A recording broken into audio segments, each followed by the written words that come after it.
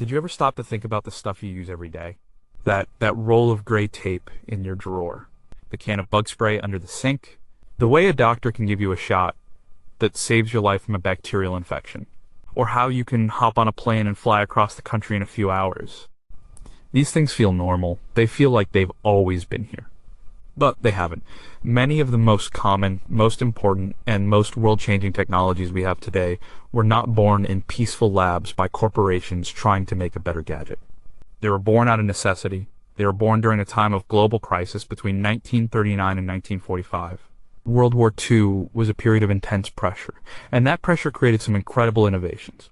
Scientists and engineers were pushed to solve life or death problems.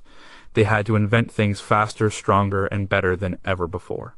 What's truly astonishing is how these wartime solutions leaked out into the civilian world. A device meant to track enemy planes now tells you if you need an umbrella. A super strong fuel can designed for the battlefield now sits in your garage for the lawnmower. A failed attempt to make a clear plastic gun sight is now the glue holding your broken coffee mug together. The world we live in was profoundly shaped by the inventions of that 6-year period. But how did it happen? How did these tools of conflict become the tools of our daily lives? And what secrets do they still hold? Number 17, how do you see in the dark underwater? The world beneath the ocean's surface is dark and mysterious. For centuries, sailors were blind to what was below them. They could drop a weighted line to measure depth, but that was it. They had no way to see the ocean floor or anything moving in the water. That all changed because of a problem, a big problem. During World War I, submarines became a serious threat. They could move unseen and strike without warning. People needed a way to find them. The British created a group called the Anti-Submarine Detection Investigation Committee. That's a mouthful. People just started calling it by its initials. ASDIC. The basic idea came from the way bats navigate. They send out a sound and listen for the echo. The time it takes for the echo to return tells the bat how far away an object is. This is called echolocation. Scientists thought they could do the same thing in water. They could send out a pulse of sound, a ping, from a ship. If that ping hit something like a submarine or the seabed, it would bounce back. A special microphone called a hydrophone would pick up the echo. By measuring the time between the ping and the echo, you could calculate the distance, change the direction of the ping, and you could map your surroundings. This technology, which came to be known as sonar sound navigation and ranging, was developed through the 1920s and 30s. But it was during World War II that it became truly essential. The technology got much better. Operators learned to distinguish the echo of a submarine from a whale or a school of fish. It gave surface ships a way to hunt for threats they couldn't see. The constant tense ping, ping, ping, ping. It exploded into civilian use. Scientists realized it was the perfect tool for exploring the one part of our planet we knew almost nothing about, the deep ocean. Before sonar, our maps of the ocean floor were mostly guesswork. With sonar, we could finally see it. Oceanographers used it to map vast underwater mountain ranges like the Mid-Atlantic Ridge. They discovered deep ocean trenches like the Mariana Trench, the deepest point on Earth. Jacques Cousteau, the famous ocean explorer, used sonar on his ship, the Calypso, to explore shipwrecks and marine life. His television shows brought the hidden world of the ocean into people's living rooms. Today, sonar is everywhere, and fishermen use it to find schools of fish. It's called a fish finder. It's the same basic technology. It sends a ping down, and the echoes show where the fish are. Salvage crews use sophisticated side-scan sonar to create detailed 3D images of shipwrecks on the ocean floor. The geologists use it to map the seabed to search for oil and gas deposits. It's used to inspect underwater pipelines and the foundations of bridges and oil rigs. It's even used in medicine. The ultrasound machine that lets expecting parents see their unborn baby works on the exact same principle as sonar.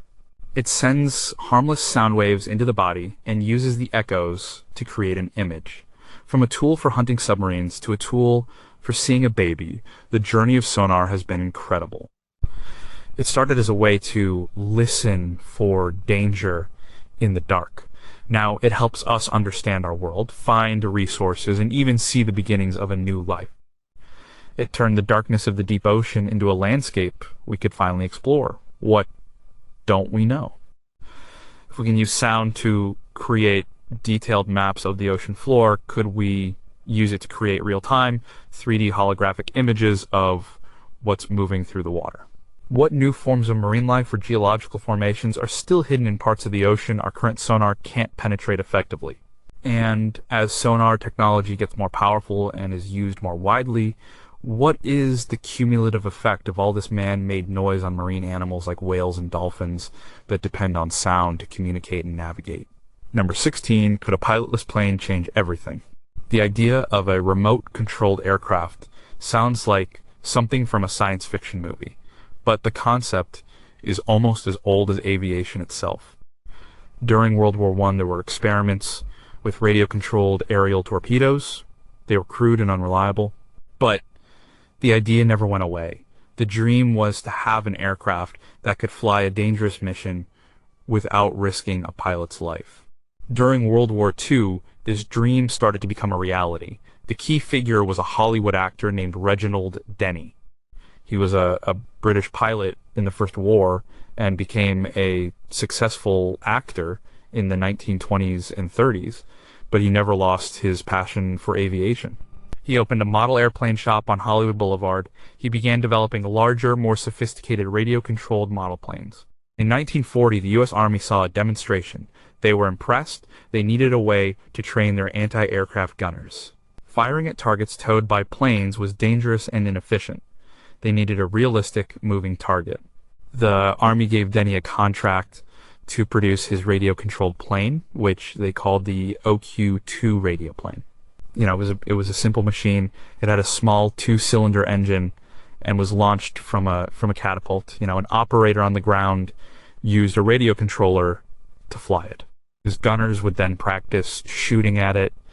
It was a huge success. Denny's company, the radio plane company, ended up building over 15,000 of them during the war.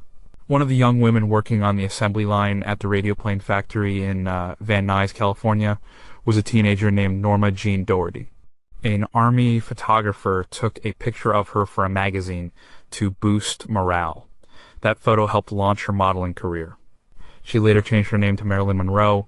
These early drones were just simple targets, but other, more complex projects were happening at the same time. The United States developed remotely piloted bombers filled with explosives called Operation Aphrodite. The idea was to fly them by remote control towards heavily fortified targets. While these specific missions were not very successful, they showed the potential of unmanned combat aircraft. After the war, the technology continued to develop, mostly in secret for military reconnaissance. Drones, or unmanned aerial vehicles, UAVs, were used to fly over areas too dangerous for pilots. But it was in the late 20th and early 21st centuries that drones truly came into their own.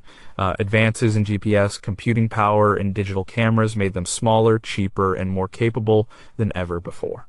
Today, we see the legacy of the radio plane everywhere. Police and fire departments use drones to get a bird's eye view of an accident scene or to find missing people. Farmers use them to monitor crop health and spray pesticides with incredible precision. Filmmakers use them to get stunning aerial shots that were once only possible with expensive helicopters. Real estate agents use them to showcase properties. Companies like Amazon are experimenting with using drones to deliver packages right to your door. And of course, the hobbyist drone market has exploded. Anyone can buy a small, easy-to-fly drone with a high-definition camera for a few $100s. It all started with a simple need: give gunners something to shoot at. That need created an industry. And that industry eventually put flying robots into the hands of millions of people. From a noisy target plane to a silent delivery drone, it's a technology that has fundamentally changed our perspective of the world. It gives us a view that was once reserved only for birds. What don't we know? As millions of commercial and private drones take to the skies, how will we manage this new low-altitude air traffic to prevent collisions and ensure safety? What happens to our concept of privacy when anyone can fly a high-resolution camera over your backyard? And what new, unforeseen applications will emerge as drones become even more autonomous, powered by artificial intelligence that allows them to make their own decisions? It's number 15. How can you preserve life by freezing it? In the middle of a battle, medical care is a race against time. One of the biggest killers on the battlefield has always been blood loss. During World War II, medics knew that giving a wounded soldier a transfusion of blood plasma could save their life. Plasma is the liquid part of blood. It's easier to store and use than whole blood. But there was a problem. How do you get liquid plasma to a field hospital on a remote island in the Pacific or a temporary camp in Europe? It was heavy, it had to be refrigerated, and it could spoil. The solution came from a surprising place, the food industry. A process called freeze drying had been around for a while. The basic idea is you freeze something, then put it in a strong vacuum. The vacuum causes the frozen water in the material to turn directly into a gas, skipping the liquid stage. This is called sublimation. What's left is a dry, lightweight version of the original substance. To use it, you just add water. Scientists during the war realized this could solve the plasma problem.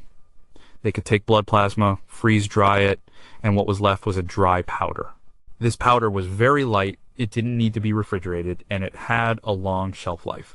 A medical kit was developed that contained 2 bottles. One had the powdered plasma, the other had sterile distilled water. A medic could mix the 2 on the spot and have life-saving plasma ready for transfusion in minutes. This program, led by Dr. Max Strumia in the US and developed on a large scale, saved countless lives. It meant that a vital medical supply could be shipped easily all over the world. When the war ended, people saw the potential of freeze drying for other things. If it could preserve something as delicate as blood plasma, what about food?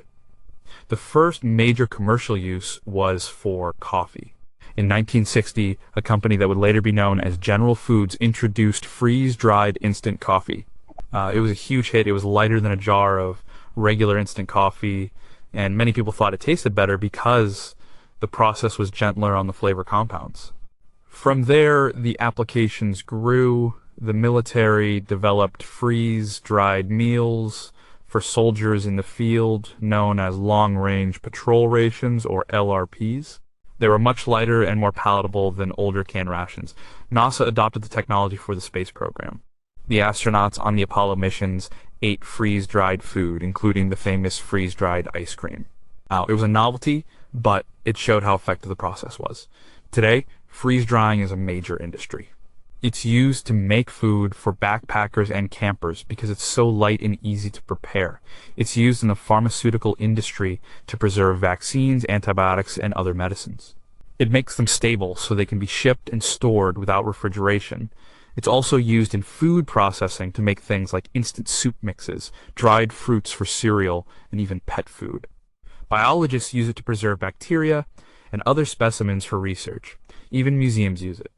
When a waterlogged book or document is recovered, it can be freeze-dried to remove the water without damaging the paper. It's a strange thought. The technology that allows you to have a cup of instant coffee in the morning or to feed your dog a fancy meal is the same technology that allowed a medic, decades ago, to save a soldier's life on a battlefield thousands of miles from home. It's a technology of preservation born from the most destructive of circumstances. What don't we know?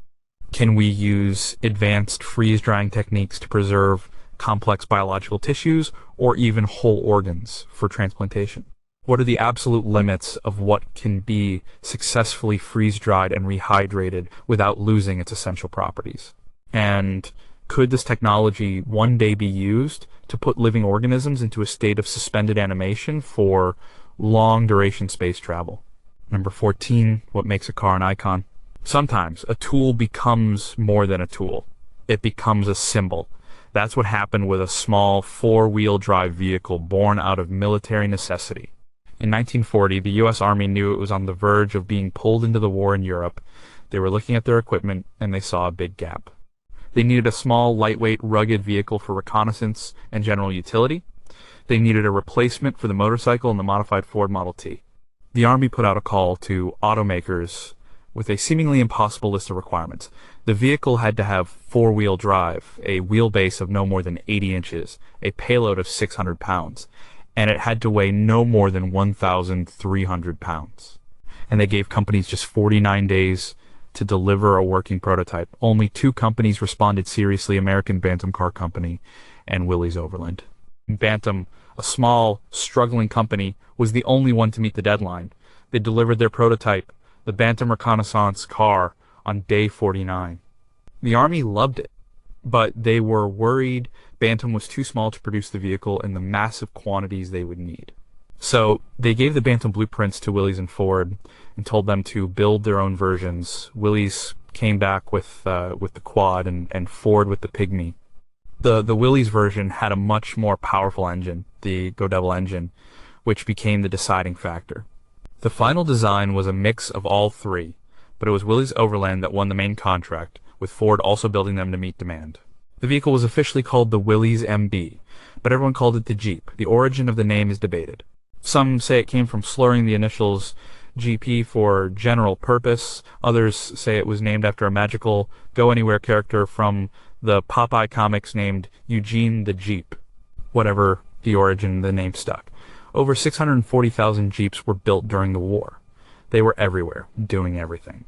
They served as scout cars, ambulances, command vehicles, and machine gun platforms. They were tough, reliable, and could handle almost any terrain. Famed war correspondent Ernie Pyle wrote, "It did everything. It went everywhere, was as faithful as a dog, as strong as a mule, and as agile as a goat." The Jeep became one of the most recognizable symbols of the Allied war effort. When the war ended, Willys Overland knew they had something special. They trademarked the Jeep name, and in 1945 they released the CJ2A, the first civilian Jeep. They marketed it to farmers and ranchers as a replacement for the tractor. It was advertised as the all-around farm workhorse. It was a utility vehicle, a tool for work, but over the decades the Jeep's image began to change. People started buying them for recreation. They were perfect for off-roading, camping, and exploring. The Jeep brand grew, introducing new models like the Wagoneer, which was one of the first modern SUVs, and the Cherokee. But the direct descendant of the original Willys MB, the Wrangler, remains the heart of the brand. It still has the iconic 7-slot grille, the round headlights, and the rugged, go-anywhere spirit of its ancestor. Today, the Jeep is more than a vehicle. It's a lifestyle brand. It represents freedom, adventure, and toughness. And it all started with an urgent request from the Army for a small car that could do a big job. From the battlefields of Europe to the trails of Moab, Utah, the DNA of that original design is still going strong. What don't we know? We know the official story of Bantam, Willys, and Ford. But what backroom deals and political pressures truly decided which company would get the lucrative contract? How much of the iconic status of the Jeep was a genuine result of its performance, and how much was due to a brilliant post-war marketing campaign that mythologized the vehicle? And as we move towards an era of electric and autonomous vehicles, can the core identity of a rugged, hands-on machine like the Jeep survive, or will it have to be completely reinvented? Number 13. How did a bug bomb change how we shop? It's a hot summer evening. A mosquito is buzzing in your ear. You reach for a can of bug spray, press the button, and a fine mist fills the air. It's a simple, everyday action, but the technology in that has a fascinating and urgent origin story. It started with American soldiers in the Pacific during World War II. They were facing not just a human enemy, but a tiny, deadly one, the mosquito. Mosquitoes in the Pacific Theater carried malaria, a disease that was disabling more troops than combat was. The military needed a way for soldiers to protect themselves, especially inside tents and barracks. The traditional method was to use a hand-pumped sprayer, like a small version of a garden sprayer. These were inefficient, clumsy, and didn't create a fine enough mist to hang in the air for long. Two researchers from the U.S. Department of Agriculture, Lyle Goodhue and William Sullivan, were tasked with finding a better way. Working at the Agricultural Research Center in Beltsville, Maryland, they came up with an idea. What if they could use a pressurized gas, a propellant, to force the insecticide out of a container in a superfine mist? They experimented with different chemicals. They found a liquefied gas called Freon 12. A refrigerant worked perfectly. It was a gas at room temperature but could be compressed into a liquid. When you release the pressure, it would boil instantly, expanding and forcing the insecticide out as a microscopic aerosol. They created a small portable steel container that could be held in one hand. It was called the bug bomb. It was a high-pressure, refillable device, but it was incredibly effective. It could clear a large barracks of mosquitoes in minutes. The military ordered millions of them. These bug bombs were credited with saving thousands of lives by preventing the spread of insect-borne diseases. After the war, the technology was declassified. Companies saw a huge potential for a consumer version. But the original bug bomb was too heavy and expensive for home use. The breakthrough came in the late 194S when a man named Robert Aplanoff invented a cheap, reliable valve that could be crimped onto a lightweight tin-plated steel or aluminum can. This made the disposable aerosol can possible. The first products were, of course, insecticides. But then the floodgates opened. A hairspray, deodorant, shaving cream, whipped cream, spray paint, air fresheners, window cleaner, oven cleaner. And suddenly hundreds of products that had been liquids or creams were being sold in convenient spray cans. The aerosol can revolutionize the consumer goods industry. It changed the way products were packaged, sold, and used. It created entire new product categories. In the 1970s, scientists discovered that the propellants being used, called chlorofluorocarbons or CFCs like the original Freon, were damaging the Earth's ozone layer. This led to an international treaty, the Montreal Protocol, in 1987, which phased out the use of CFCs. The industry had to innovate again, developing new propellants like hydrocarbons or compressed gases that were safer for the environment. Today, we still live in the world that the bug bomb created. We are surrounded by aerosol products. The convenience of pressing a button and getting a fine, even spray is something we take for granted. It all started with the need to protect soldiers from a tiny, disease-carrying insect in a faraway jungle. The solution they found ended up on the shelves of every supermarket in the world. What don't we know? The shift away from CFCs was a major success story for environmental regulation, but what are the subtle, long-term environmental or health impacts of the new generation of propellants and chemicals we are now spraying into our homes and the atmosphere? How many microparticles from aerosol products end up in our lungs, and what do they do once they're there? And as 3D printing and smart materials advance, could we see a future aerosol can that doesn't need a chemical propellant at all, but uses a mechanical or electrical system to generate a perfect mist on demand? Number 12, how did a weapon's heart end up in your kitchen? There are some inventions that happen on purpose after years of careful research, and then there are inventions that happen by complete accident. The microwave oven is one of the greatest accidents in the history of technology. Its story begins not in a kitchen appliance lab, but in a company that was building advanced military hardware for World War II. The company was Raytheon. During the war, they were a major producer of magnetrons. A magnetron is a special kind of vacuum tube that generates high-frequency radio waves, or microwaves. It was the key component in radar systems. It created the powerful pulses of energy that would be sent out to detect enemy aircraft. Raytheon became one of the world's leading experts in microwave technology. In 1945, after the war had ended, a Raytheon engineer named Percy Spencer was working on an active radar set. He was testing a new magnetron. As he stood in front of the device, he noticed something strange. A candy bar in his pocket, a peanut cluster, had started to melt. He was intrigued. He wasn't a physicist with a deep theoretical knowledge of microwaves, but he was a brilliant, self-taught engineer with an intensely curious mind. He knew this wasn't happening because of the room's heat. It had to be the microwaves from the magnetron. He decided to experiment. He sent a lab assistant out for a bag of popcorn kernels. He placed them in front of the magnetron.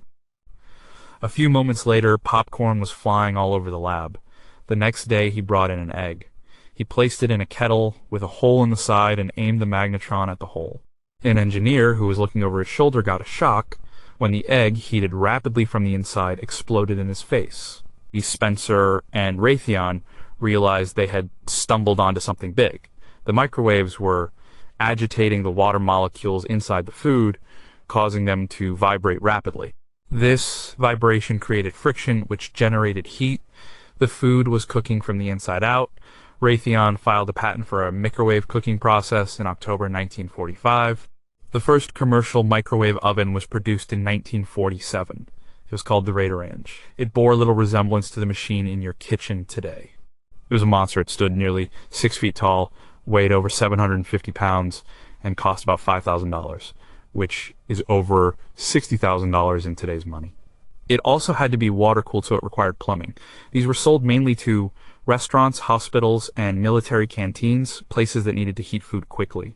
It took another 20 years for the technology to shrink and become affordable enough for the home. In 1967, Amana, a division of Raytheon, introduced the first countertop domestic microwave oven. It sold for $495. That was the turning point. By the 1980s, the microwave oven was a standard kitchen appliance. Today, over 90% of American homes have a microwave. It has completely changed our relationship with food and time. It created the entire industry of microwavable meals.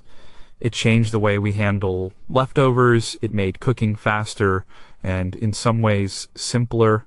And it all happened because a curious engineer noticed a melted candy bar. The technology that was designed to find enemies in the sky found a new peaceful purpose heating up last night's pizza. What don't we know? We understand the basic principle of how microwaves heat food, but what are the subtle chemical changes that happen to food at a molecular level during microwave cooking compared to conventional heating? Could other frequencies of electromagnetic radiation currently used for military or communication purposes have completely different and undiscovered effects on food or other materials? And if Percy Spencer had not had that specific candy bar in his pocket that day, how many more years or decades would it have taken for someone else to discover microwave cooking? Number 11. Can you build a sun on Earth? Of all the technologies that emerged from the World War II era, none is more powerful or more controversial than nuclear energy. The story of its creation is one of the most intense scientific races in history. It began in the late 1930s when physicists in Europe made a stunning discovery. They found that if you hit the nucleus of a uranium atom with a neutron, the nucleus would split apart. This process, which they called fission, released a huge amount of energy. It also released more neutrons. This was the critical part. If those new neutrons went on to hit other uranium atoms, it could create a self-sustaining chain reaction. A single fission event could trigger billions more in a fraction of a second, releasing a mind-boggling amount of energy. Scientists around the world, including Albert Einstein, realized this could be used to create a bomb of unimaginable power. Fearing that scientists in certain European countries were already working on such a weapon, Einstein wrote a letter to President Franklin D. Roosevelt in 1939, urging the United States to start its own research program. This led to the creation of the Manhattan Project, a top-secret American-led effort to build an atomic bomb. It was a massive undertaking involving over 130,000 people and costing nearly $2 billion, about $30 billion today. The project brought together some of the brightest scientific minds of the generation. On December 2nd, 1942, a team led by the Italian physicist Enrico Fermi achieved the first self-sustaining nuclear chain reaction. They did it in a lab hidden under the stands of a squash court at the University of Chicago. They called their machine Chicago Pile 1. It was a pile of uranium and graphite blocks. It proved the theory was correct. You could control a nuclear reaction. The project culminated in the development and use of atomic weapons in 1945. But even as the project was focused on creating a weapon, many of the scientists involved were already thinking about the peaceful potential of this new power source. They knew that a controlled nuclear chain reaction didn't have to be a bomb. It could be a furnace. The immense heat generated by fission could be used to boil water, create steam, and turn a turbine to generate electricity. After the war, this idea became a reality. The U.S. government launched the Atoms for Peace program to promote the peaceful use of nuclear technology. In 1951, a small experimental reactor in Idaho, EBR-1, produced the first electricity from nuclear energy, lighting up 4 light bulbs. The world's first commercial nuclear power plant opened in 1956 at Calder Hall in England. The first in the United States opened a year later in Shippingport, Pennsylvania. For a time, nuclear power seemed like the future. It promised clean, cheap, and almost limitless energy. It didn't produce the air pollution or greenhouse gases of fossil fuels. Dozens of countries built nuclear power plants. Today, nuclear power provides about 10% of the world's electricity. In some countries, like France, it's over 70%. The technology is also used in other ways. Nuclear-powered submarines and aircraft carriers can operate for years without refueling. Medical isotopes created in nuclear reactors are used to diagnose and treat diseases. However, the story of nuclear power is also one of public anxiety. Accidents like 3 Mile Island in 1979, Chernobyl in 1986, and Fukushima in 2011 have highlighted the dangers of the technology.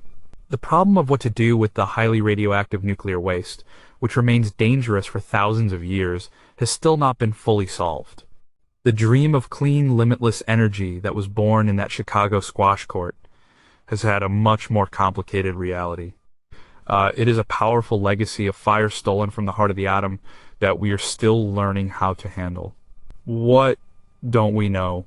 We've been trying for decades to solve the long-term nuclear waste storage problem, but is there a radical new technology, perhaps involving transmutation or advanced recycling, that could neutralize the waste instead of just burying it?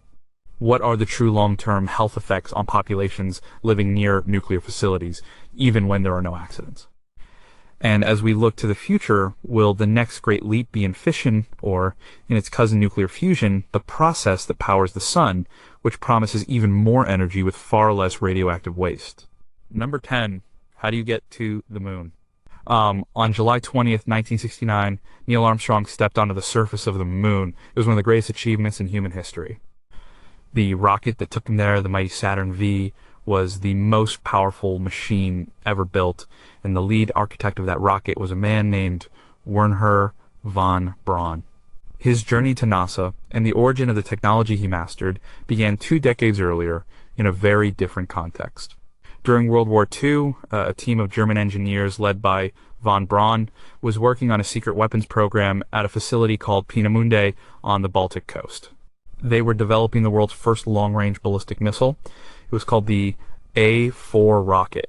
It would later be used as a weapon under a different name, the V-2. The V-2 was a technological marvel.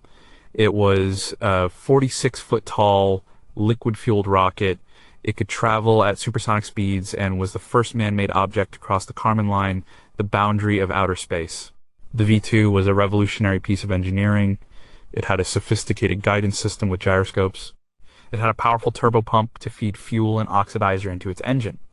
Many of the fundamental principles of modern rocketry were pioneered by von Braun's team. They were solving problems that no one had ever solved before. When the war ended, the V-2 technology and the engineers who created it were highly sought after by the victorious powers. Both the United States and the Soviet Union knew that this rocket technology was the key to the future, both for military applications and for the dream of space exploration. Through a secret program called Operation Paperclip, the United States brought von Braun and over 100 of his key engineers and scientists to America. They brought their knowledge, their experience, and even some captured V-2 rocket parts with them. They were set up at Fort Bliss, Texas, and later at the Redstone Arsenal in Huntsville, Alabama.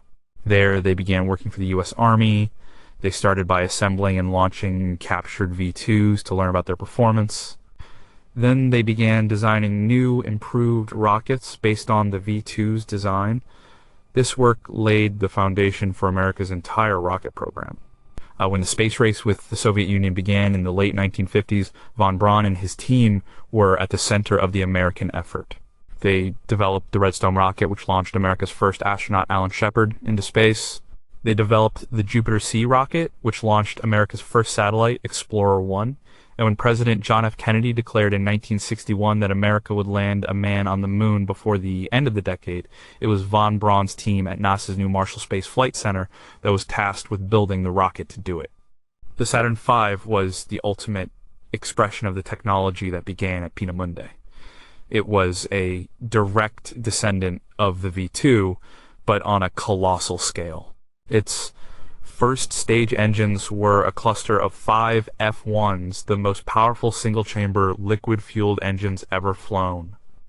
The basic principles of the turbopumps, the gimbaled engines for steering, and the multi-stage design all had their roots in the work done during the war.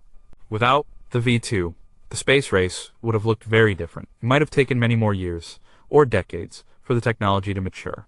Today, every rocket that launches a satellite, a probe to another planet, or a crew to the International Space Station is using technology that can be traced back to that first pioneering and destructive ballistic missile.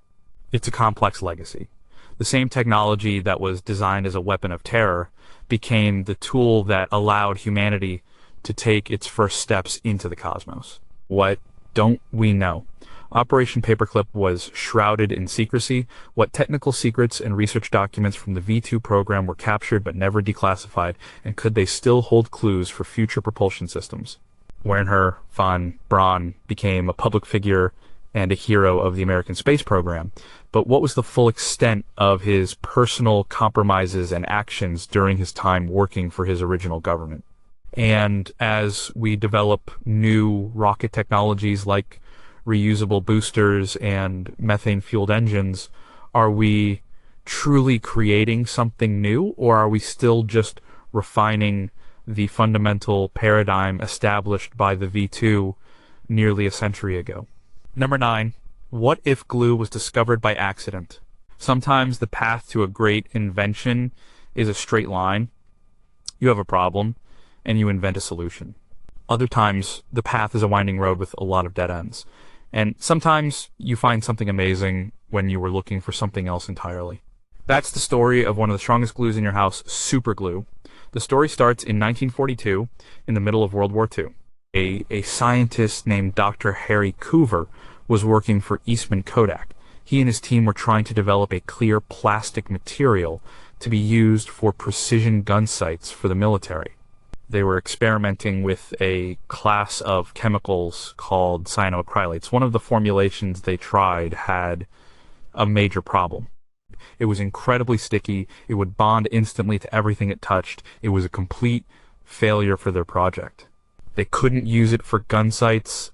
They noted it down in their lab books and moved on, dismissing it as a frustrating nuisance. The story could have ended there. But 9 years later, in 1951, Coover was working at a different Kodak research lab in Tennessee. This time, he was supervising a project to develop a heat-resistant polymer for jet canopies. Once again, he and his team were working with cyanoacrylates. A researcher on his team, Fred Joyner, was testing a new formulation. He spread a thin layer of it between two expensive glass prisms in a piece of lab equipment called a refractometer. The prisms immediately became permanently bonded together. The equipment was ruined. This time, instead of being frustrated, Coover had a flash of insight. He remembered the sticky nuisance from 9 years earlier. He realized that they hadn't found a material for jet canopies, but they had found a unique and powerful adhesive. Unlike other glues at the time, it didn't need heat or pressure. It didn't work by evaporating a solvent. It worked through a process called anionic polymerization. It just needed a tiny trace of water to act as a catalyst. And there's a trace of water on almost every surface, even in the moisture on your skin. That's why it bonds so quickly to your fingers. Kodak realized the commercial potential of this accidental discovery. In 1958, they released it to the public under the brand name Eastman 910.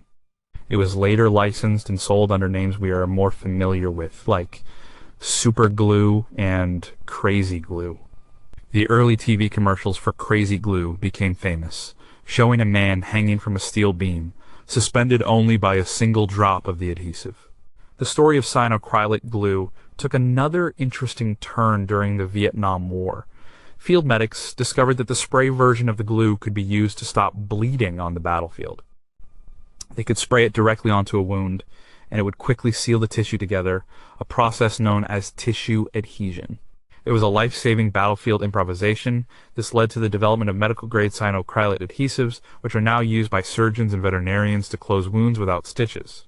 Today, super glue is a household staple. It's used to fix broken toys, repair ceramics, and mend all sorts of things. But it's also used in electronics manufacturing and carpentry, and even by forensic scientists to foom for latent fingerprints on non-porous surfaces. It all started because a scientist was trying to make a plastic gun sight and failed. That failure sat on a shelf for nearly a decade before its true purpose was accidentally revealed. It's a perfect example of how sometimes the most valuable discoveries are the ones you weren't looking for. What don't we know? The bonding process of cyanoacrylates is well understood, but what other classes of chemicals might exist that polymerize under different equally common triggers, like exposure to a specific wavelength of light or a common gas in the air? Could we create smart glues that bond and unbond on command with an electrical signal? And if Harry Coover had not been involved in both the 1942 and 1951 projects. Would the connection have ever been made, or would cyanoacrylate glue still just be a forgotten sticky note in an old lab book? Number 8, can save 1 million gallons. Innovation isn't always about a brand new, flashy technology. Sometimes the most important innovations are simple, elegant solutions to common problems. That's the case with the jerrycan. It's just a can for holding fuel or water, but its design is so perfect, so well thought out, that it has barely changed in over 80 years. And it was a design that gave one side a significant logistical advantage during World War II. Before the jerrycan, the standard fuel containers used by the British and American armies were not very good. They were often rectangular, flimsy, and made of thin welded steel. They were called petrol tins. They had small openings with screw caps. They required a separate funnel to pour the fuel, which was often lost. They required a separate wrench to open them. The seams would often leak, wasting huge amounts of precious fuel. And they had a single handle, which made them awkward to carry. In the late 1930s, engineers in Germany designed a new fuel can. It was called the Wermersheim Heights canister. The design was brilliant in its simplicity and practicality. It was made of pressed steel with 2 halves welded together. It had a rectangular shape with rounded corners, which made it strong. It had an internal air pipe that ran from the spout to an air pocket at the back of the can. This allowed air to enter as the fuel was poured out, creating a smooth, glug-free flow. No funnel needed. The cap was a clever lever design. It was permanently attached to the can, so it couldn't be lost. It could be opened and closed by hand, no wrench required, and it had a gasket that made a perfect seal. But the most iconic feature was the handle. It had 3 handles. A soldier could carry 1 can in each hand using the outer handles. 2 soldiers could carry a full, heavy can between them, each grabbing an outer handle. And, most cleverly, a single soldier could carry 2 empty cans in 1 hand by grabbing the middle handle of both. The design was also precisely calculated so that a full can would float in water if dropped overboard. The British first encountered these superior cans in Norway in 1940. They quickly realized how much better they were than their own leaky tins.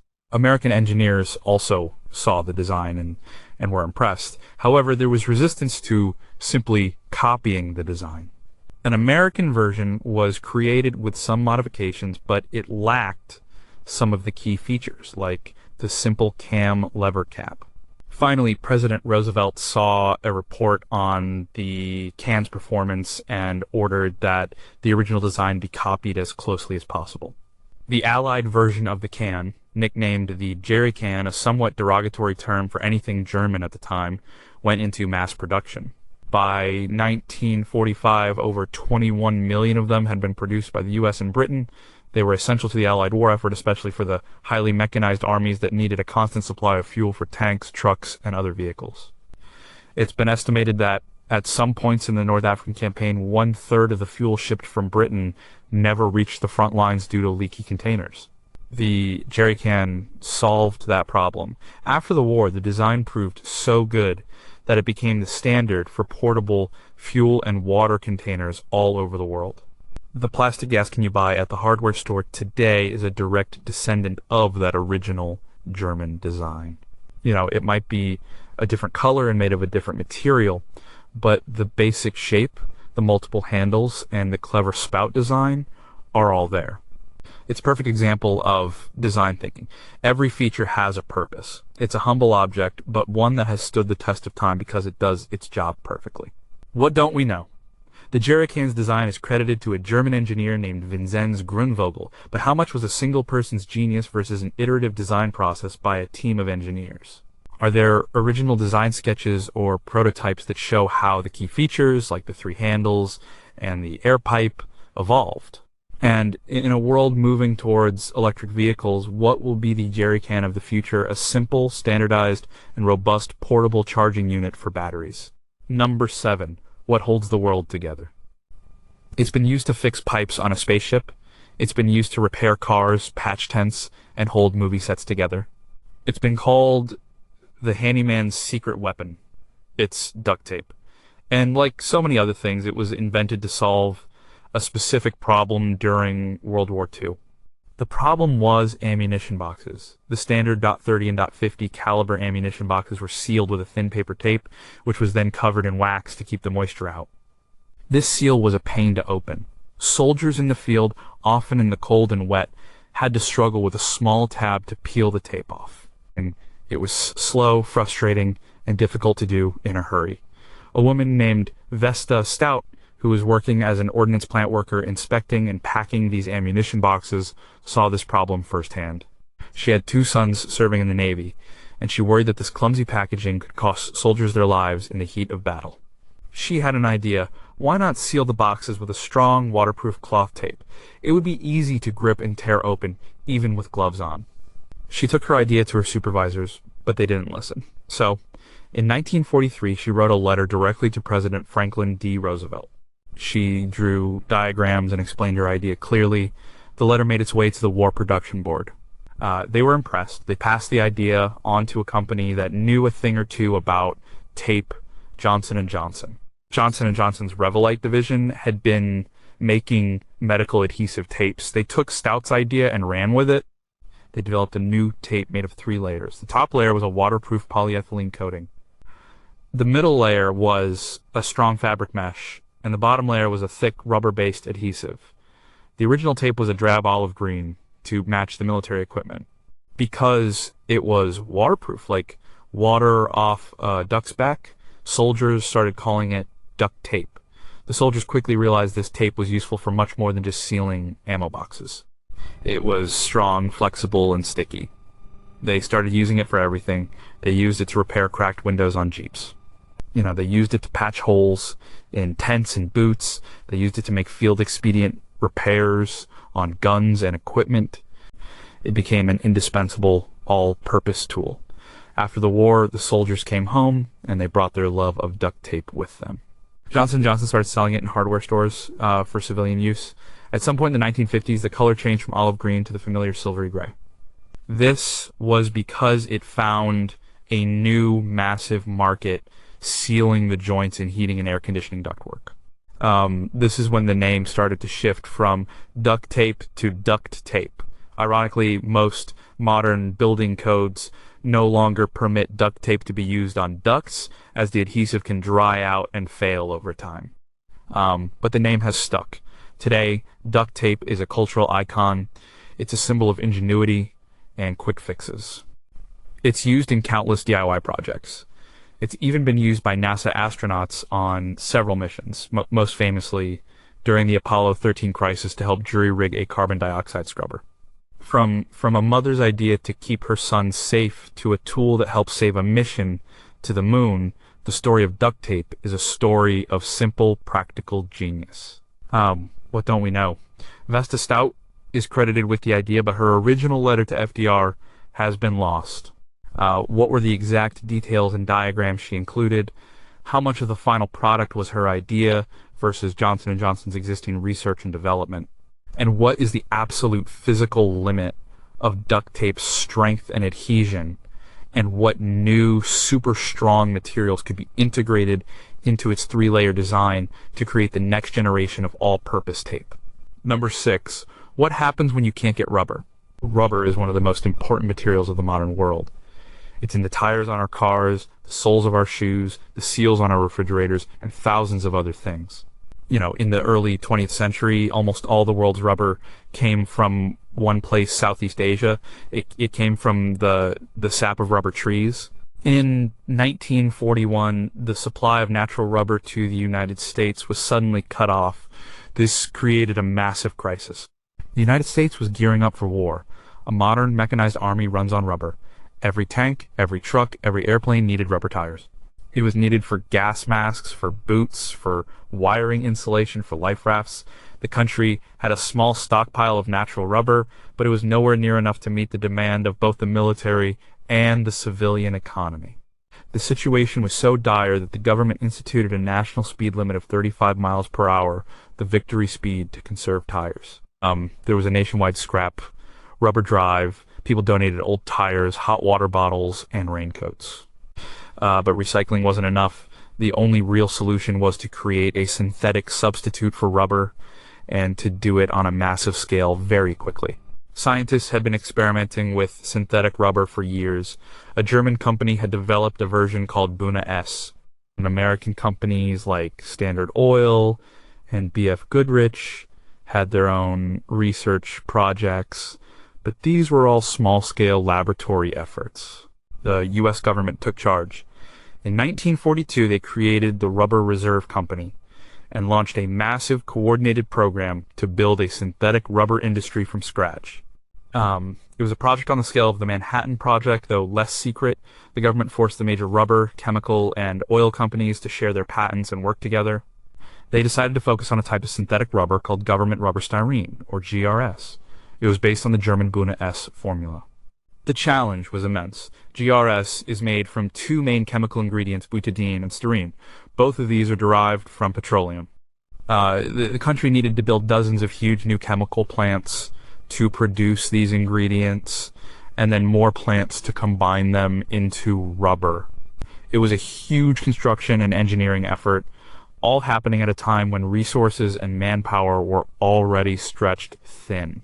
But it worked. By 1944, the U.S. synthetic rubber industry was producing over 800,000 tons a year, twice the amount of natural rubber the country had imported before the war. It was an incredible achievement of science, engineering, and industrial mobilization. This new synthetic rubber wasn't perfect. It wasn't as elastic as natural rubber, and it got stiff in the cold. But it was good enough. It kept the Allied war machine rolling. After the war, the natural rubber plantations in Southeast Asia came back online. But the synthetic rubber industry was here to stay. Scientists continued to improve the formulas, creating new types of synthetic rubber with different properties. Today, synthetic rubber accounts for about 60% of the world's rubber production. The tires on your car are a blend of natural and synthetic rubber, each chosen for the specific properties needed in different parts of the tire. The synthetic rubber that was developed out of desperation in the 1940s is still with us. It's in the hoses under the hood of your car, the gaskets in your plumbing, and the wetsuit you wear to go surfing. The crisis forced an innovation that permanently changed the materials we depend on.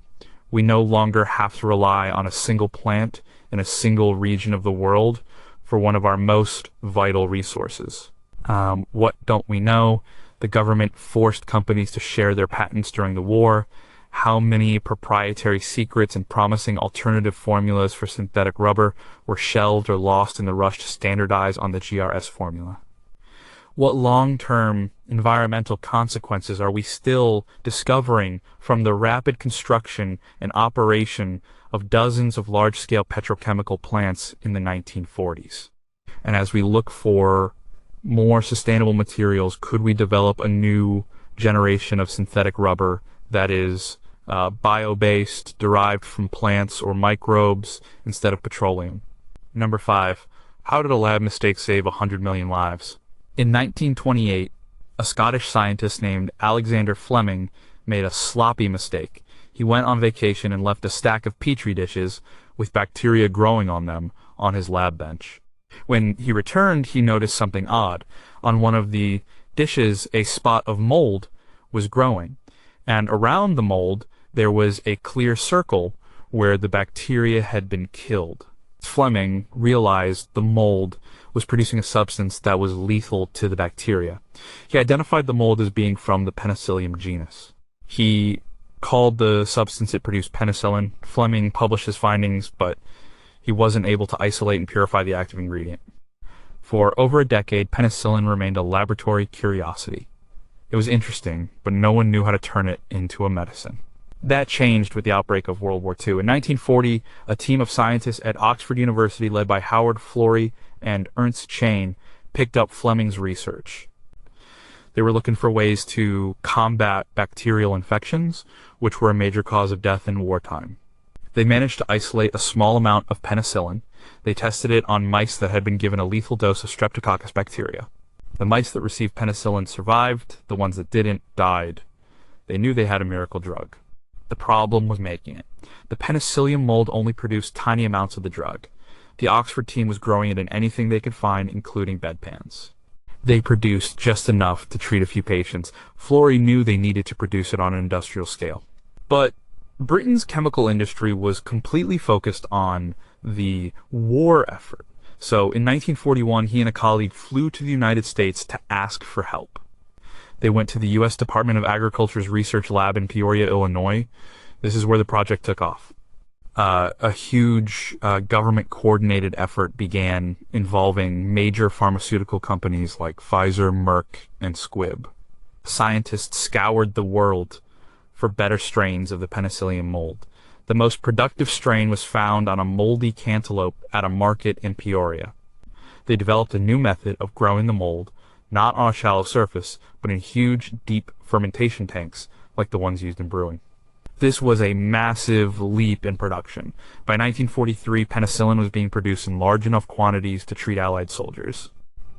It was a game changer. It dramatically reduced the number of deaths from infected wounds and from diseases like pneumonia. Before penicillin, even a minor wound could lead to a fatal infection. After penicillin, soldiers had a much better chance of survival. When the war ended, penicillin became available to the general public. It was hailed as a wonder drug. It kicked off the antibiotic age. For the first time in history, doctors had a powerful weapon against a wide range of bacterial diseases, from strep throat to syphilis. It saved millions of lives and transformed medicine. Today, we have many different types of antibiotics, but penicillin and its derivatives are still some of the most widely used. The entire field of modern medicine, from surgery to chemotherapy, relies on our ability to control bacterial infections with antibiotics. It all started with a lucky accident in a London lab, but it took a massive, focused wartime effort to turn that accident into the life-saving medicine we know today. What don't we know? The moldy cantaloupe story is famous, but what were the exact genetic properties of that specific strain of penicillium that made it so much more productive? And are there other, even more powerful-willed strains of fungi still undiscovered?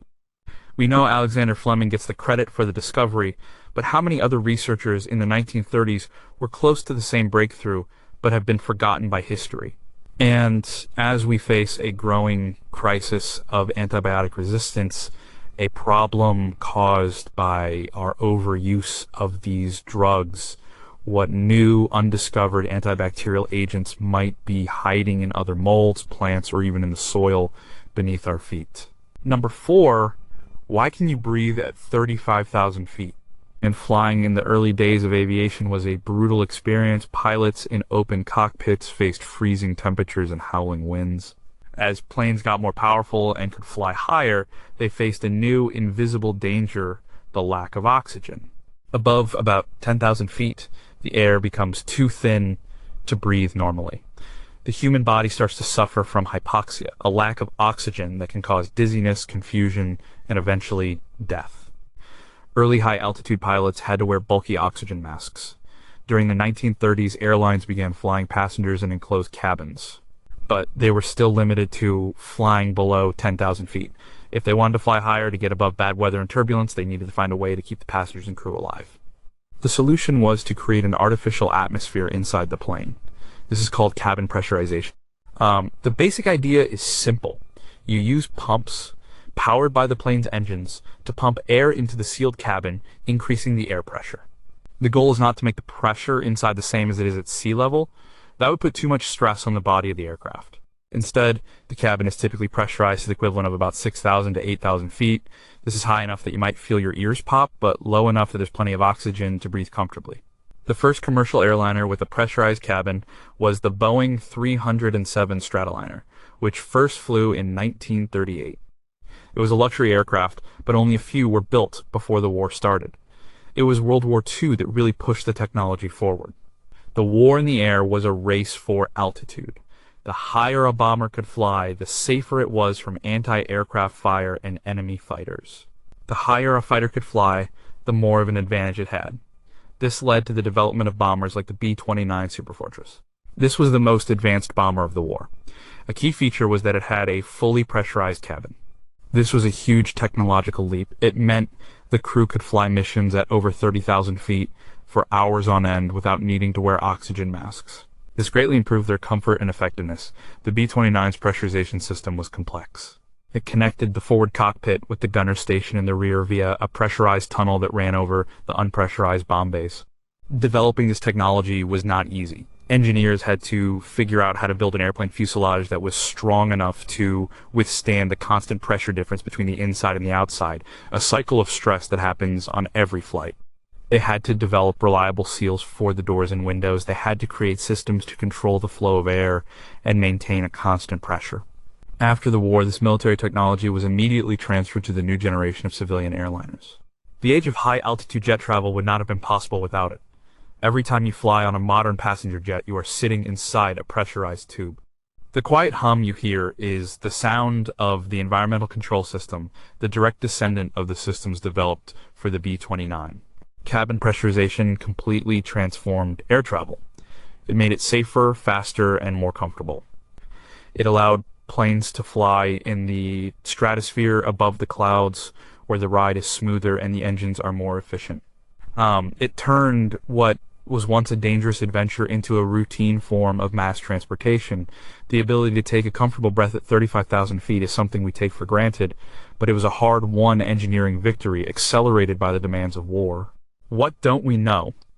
We know that long-term exposure to the lower pressure and extremely dry air of a pressurized cabin has minor effects on the body. But what are the cumulative health impacts for frequent flyers and flight crews who spend thousands of hours in this artificial environment over a lifetime? Could we develop smart pressurization systems that adapt to each individual passenger's physiology to reduce fatigue and jet lag?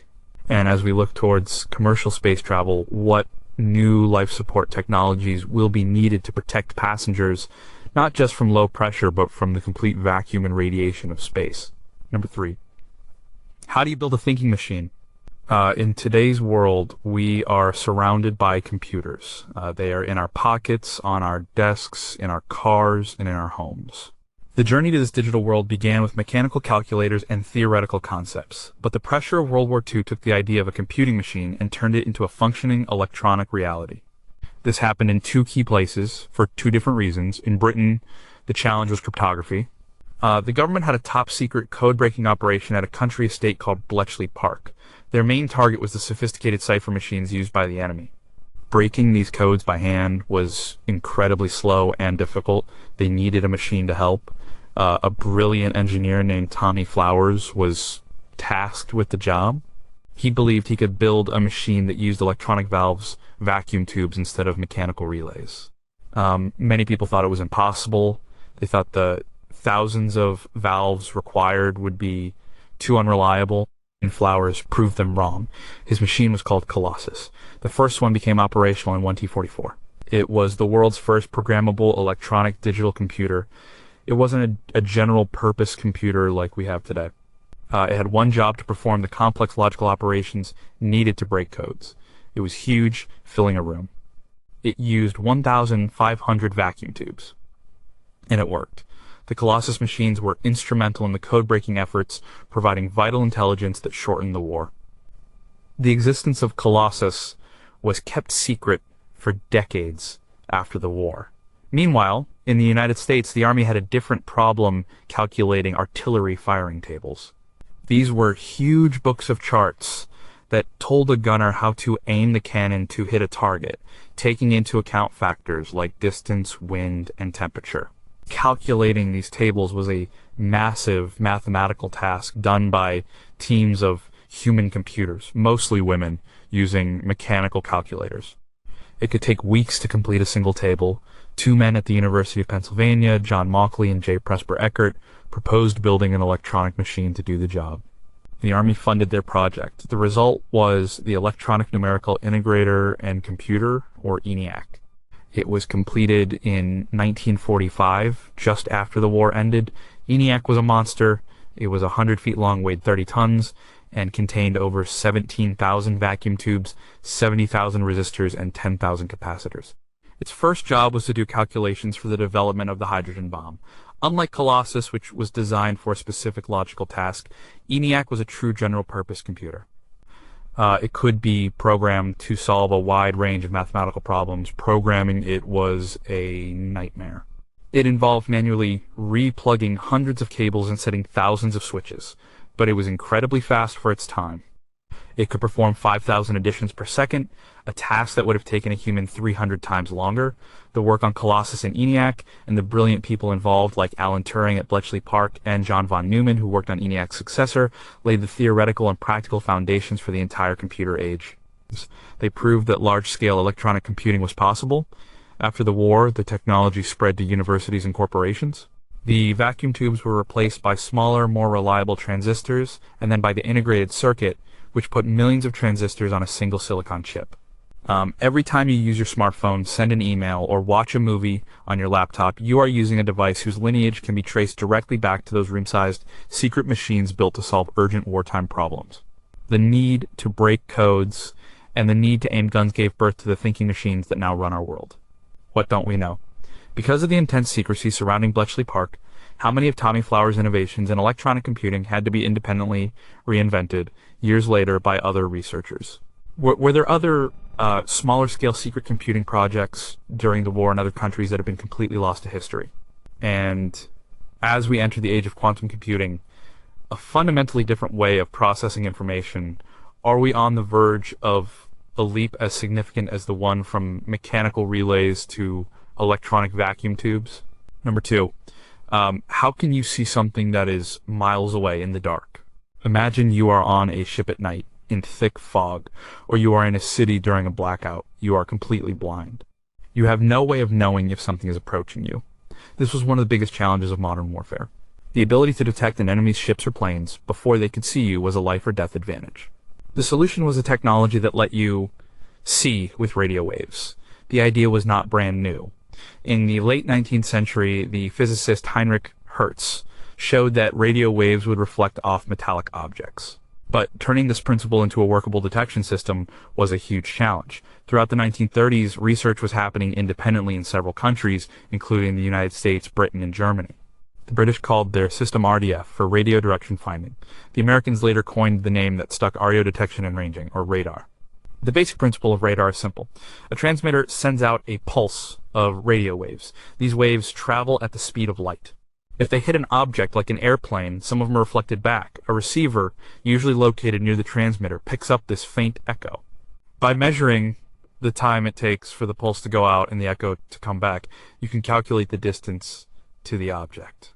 By using a directional antenna, you can tell what direction the object is in. The real breakthrough that made radar a war-winning technology was the invention of the cavity magnetron in 1940 by two British scientists, John Randall and Harry Boot.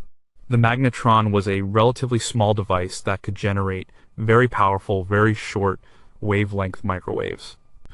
This was a revolutionary advance. Shorter wavelengths meant smaller antennas and much higher resolution. You could build a radar set small enough to fit into an airplane. The British shared this secret technology with the United States in a 1940 mission.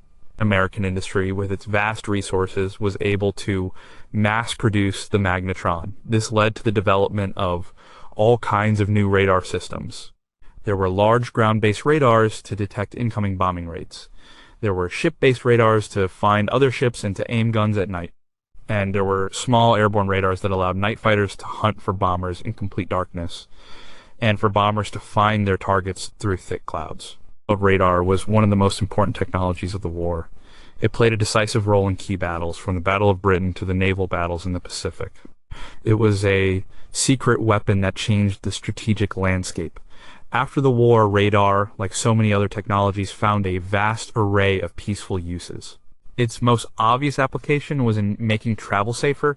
The air traffic control system that manages the thousands of planes in the sky every day is based entirely on radar. Ships use radar to navigate safely in busy harbors and bad weather, but the uses go far beyond that. The weather forecast you see on the news with its colorful maps of rain and snow is created by Doppler radar, which can detect the movement of precipitation. Police use radar guns to catch speeding cars. Scientists use radar to map the surface of other planets like Venus, which is permanently shrouded in clouds. They use it to measure the thickness of ice sheets in Antarctica.